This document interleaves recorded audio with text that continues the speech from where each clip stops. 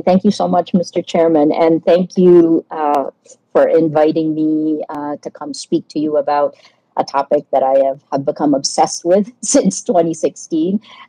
First, let me say, honorable senators, you're also nice to see you and the guests. Let me start with like 4 slides, I think, and then please just tell me when my 5 minutes are up or 7 minutes are up, and then I can just answer the questions that you have. So let me share uh, the presentation. First of all, this is a slide from the Salant lecture, which I gave in Harvard in November last year. And what I would hope to do is I will send you the link because I think there's far more that's there. It tells you why, it tells you how, it tells you how these repeated, how information operations, because most people stop and think only of like the little content they see that is half of a lie. They think it's just someone's mistake. But in the end, this is about power. It is about power and money, and it is using micro targeting and the weaknesses of our biology to manipulate us. And, what I hope to do is to cut across the divide in our society and actually first show you where we can go, a possible worst case scenario, where it isn't just about gaining power or losing power, but actually how this system can actually bring down a functioning democracy much older than we are, with much stronger institutions, and bring violence to its center. And this is January 6th in the United States, is what I'm showing you here. But I want to show you the methodology of how that happened. This is research by the Election Integrity Partnership. It is academics working in the United States that includes different universities. I will send you the link for that as well. But let me show you a very familiar methodology, right? So what happened on January 6th? President Trump, former President Trump, lost the elections, and yet he claimed not to have lost the elections. He claimed a conspiracy theory, right? And using social media had seeded the way into this, and that ended in violence. So think about it like this. How many times have Filipino politicians, candidates who have lost elections, said that they were robbed? That's kind of pretty normal in the Philippines, but now put it in the age of disinformation.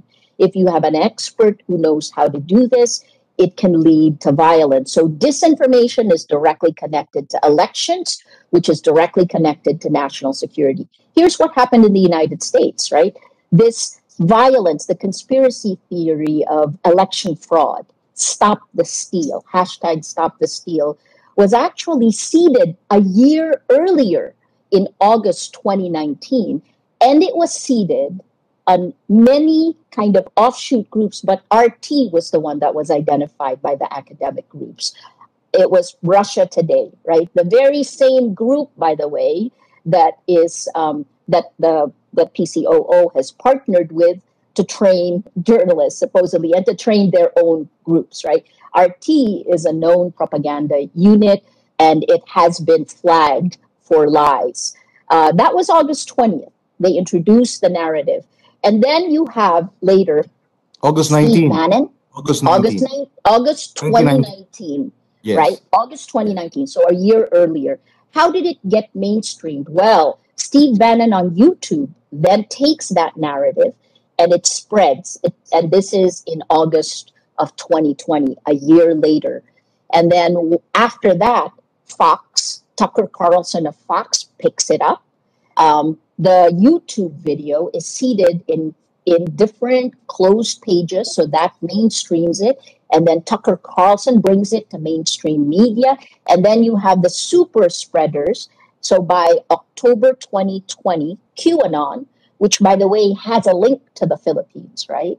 Almost every one of these groups had some kind of link to the Philippines. I'd be happy to supply you with that.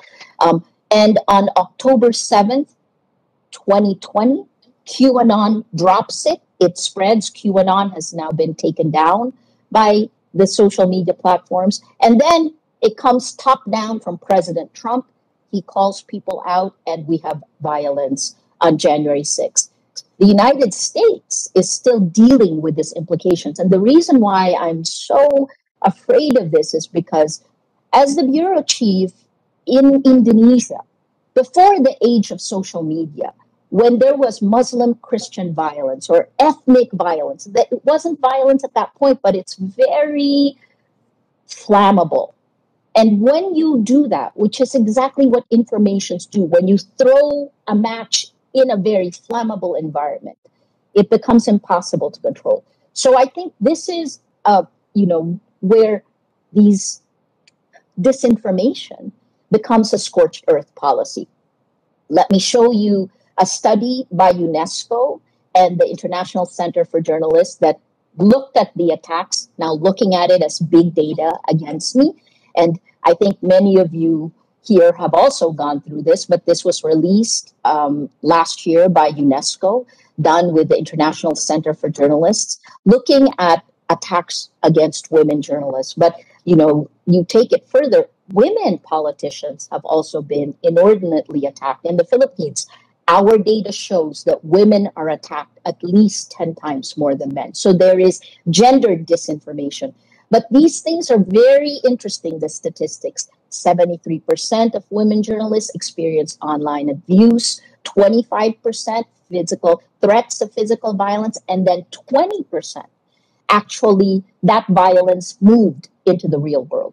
I think I just want to emphasize how online violence is real world violence, right? And I'll explain more about that later. Here's the nature of the attacks against me. This was done again by UNESCO. 60% of the online violence was aimed to try to tear down my credibility, right? This is it is the end goal of all of this in Russian disinformation. It came from disinformatia. The end goal is to make you distrust everything. Because if you don't trust anything, then you cannot act. This is how democracies fail. 40% of the attacks are personal. So 60% are meant to tear down credibility. 40% were meant to tear down my spirit. And then this is the last slide I'll show you. When did it happen? Well, anytime we did an investigation, anytime we exposed wrongdoing, anytime we showed corruption, right? So these are orchestrated, and I think this is part of what the platforms have to deal with.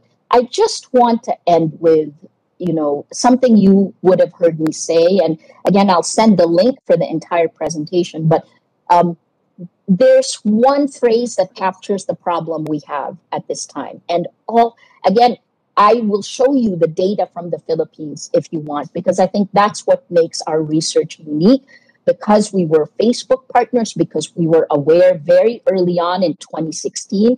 Rappler, I believe, was the first globally to actually come out with series on how Facebook algorithms impact democracy. That was a piece I wrote in 2016 that triggered the attacks against me. So the one phrase for us today is from American biologist E.O. Wilson, biologist, right? He looked at emergent behavior. He said that we're facing Paleolithic emotions, medieval institutions, and godlike technology. And what I mean when I say that social media has become a behavior modification system is it's not about the content anymore. It's essentially experimenting on us in real time with disastrous consequences. It's really good to see someone from Facebook here, because Facebook is now the world's largest distributor of news. And yet studies have shown that lies laced with anger and hate spread faster and further than the really boring facts. So the reality is the platforms that deliver the facts to you are biased against facts. They're biased against journalists. They are by design dividing us and radicalizing us. So here in the Philippines, a very easy one, and I think you probably would have seen me do this. I feel like, Sisyphus, because I've been saying this for almost 6 years, right? A technical decision. whether you're pro or anti Duterte, right? But I will say that our data is very clear, and I will also send you links in the chat that will show you who was behind information operations. You mentioned Nick Gabunada, who's a former colleague. We went over, we overlapped a little bit in ABS-CBN, but he also has the unique distinction in 2019 when the networks were taken down and when he was named by Facebook. He's the only private person that was named by Facebook at that point in time. So what happened? So here's a technical decision. Let me just show you how something very simple, how an algorithm that was tested for optimization by all social media platforms, which is how do they recommend you grow your Facebook page or your accounts, right? They use an algorithm called friends of friends, meaning that, they've realized the most efficient way through A/B testing is to recommend a friend of your friend to you. And then when you click that, they grow, right? So in 2016, after President Duterte used social media to help him get elected, actually that Rappler lauded that there was this use of social media. We just didn't realize where it would lead. This Friends of Friends algorithm, along with President Duterte's divisive us against them rhetoric, did this, right? So in May 2016, we were all in the middle. And then what happened was we agreed on the facts. But if you're pro Duterte, then what happened is that you moved further left. This is because of the algorithms of recommendation for growth. And if you're anti Duterte, you move further. Sorry, if you're pro Duterte, you move further right. Anti Duterte, you move further left. That's say 2017, 2018, 2019, 2020, right? Over time. And over time, that chasm grew. The algorithms also radicalize, and you can see this in a lot of research coming from the West. There's the work of Rene de Resta, who she looked at do-it-yourself moms on Facebook. They formed a group to make their own baby food. But if you were in that group, Facebook recommended you join anti-vax groups. And if you clicked on their recommendation, then the next one you got was for QAnon. This is the impact of a business model Shoshana Zuboff called surveillance capitalism, when a system gathers your data, knows you better than you know yourself, and then serves your most vulnerable moment to a message, to a company, that's the new advertising, or to a government, the new propaganda. I will just send the link so that I can answer your questions. I think the last thing that I would just flag is that this isn't just each of our countries, right? In every country now, populist politicians are using what used to be marketing, micro-targeting processes to gain political power. But the problem is that what happens when they become weapons of war, when it becomes information warfare turned on the people? And I guess this is where I'll point you to 2014 in Crimea, when Russian disinformation operations worked hand in hand with a speech of the Russian foreign minister at the United Nations. A fake account mimicking a day earlier, almost word for word, what the foreign minister said. And again, I can send you a link to that.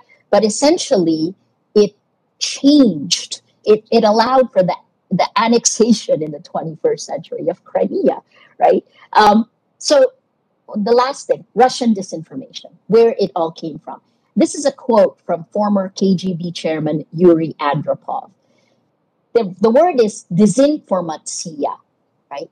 Disinformation works like cocaine, he said. If you sniff once or twice, it may not change your life. If you use it every day, it will make you into an addict, a different man. And then what happened, and that's the end of the quote, Russia included it in the Gerasimov doctrine and became part of information operations of the Russian military doctrine. And this is a quote from the Russian military doctrine. Integrated employment of military force and political, economic, informational, or other non-military measures implemented with a wide use of the protest potential of the population. So it's information warfare, except when you, a populist politician, uses it against your people, you are essentially using a scorched earth policy that takes away our future and our ability to choose our leaders. Thank you. Thank you, Maria, for your presentation. Unless Senator Drilon has some questions, I can go ahead. Go ahead, Senator Drilon. Okay. Well, actually, immediately my questions, a few questions would be, or one or two questions is, so what do we do? Yeah, I have no questions at this point. Yes. So, Maria, having been involved in this advocacy for many years now, what are the first few things that have to be done? Thank you so much, Mr. Chair, for the question. So first of all, we've been dealing with this problem since 2016. And at the beginning, we thought that enlightened self-interest would help.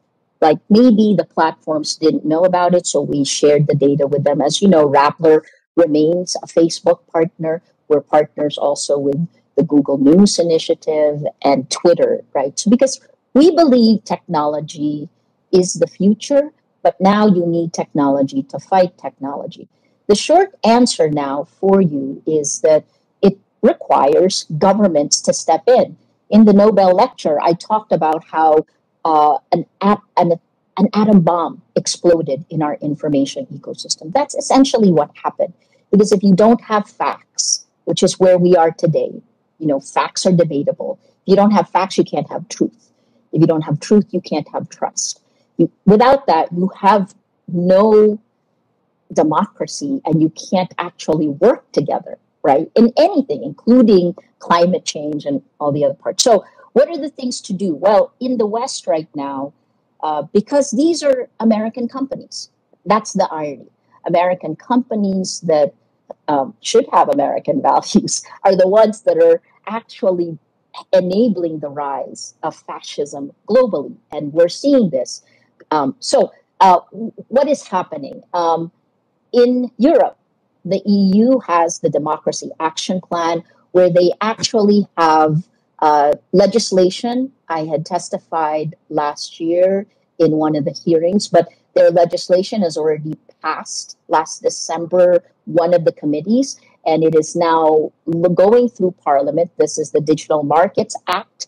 This is the Digital Services Act. So they're two underneath the European Democracy Action Plan.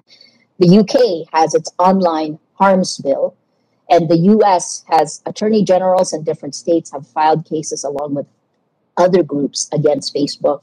Again, I still see great opportunity to do great good for these platforms, which is why we work with them. But the debate in the US is on Section 230, which is the clause, it's a 1996 law that essentially allows these platforms to act like publishers without the constraints or liability of publishers.